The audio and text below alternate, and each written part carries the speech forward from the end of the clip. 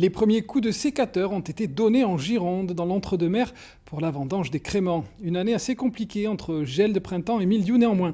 Les vignerons restent optimistes pour ce millésime. Jean-Pierre Stahl et Margot Michel étaient au cœur des vignes.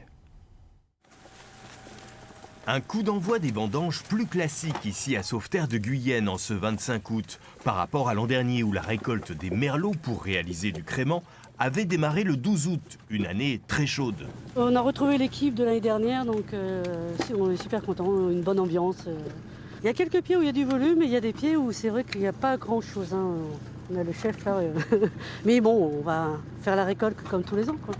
Ici, la famille Souhan a perdu 40% de sa récolte sur ses 38 hectares de vignes, essentiellement à cause du gel d'avril. Fort heureusement, ce domaine familial a été moins touché par le mildiou. Là, on observe des taches de mildiou qui est en train de sporuler encore. On voit bien le blanc là qui sporule. Voilà.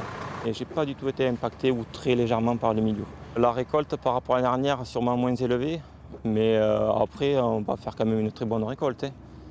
Mais qualitativement très bonne, mais après quantitativement c'est difficile à estimer. À la cave Louis Vallon à Saint-Pé-de-Castet, ce sont ainsi 2 semaines de récolte de merlot, sémillon, cabernet franc et uni blanc qui s'annoncent pour réaliser le crément. En 2021, 1 300 000 bouteilles ont été commercialisées. Malgré la fréquence des aléas climatiques, ils espèrent produire 2 millions de bouteilles d'ici 2 ans. C'est une année un peu particulière, c'est vrai pour le millésime. On a commencé par le gel, un gel de printemps qui nous a pas mal impacté sur le secteur. Voilà. Et puis après les intempéries que tout le monde a connues avec un été magnifique comme on a eu. Donc voilà, qui est un peu problématique sur le mildiou. On a un impact de l'ordre de 30 à 40% de diminution de rendement pour les créments. Cette année, ce n'est pas la même effervescence pour le début des vendanges, car la récolte pour les vins blancs et vins rouges sera décalée de 10 à 15 jours.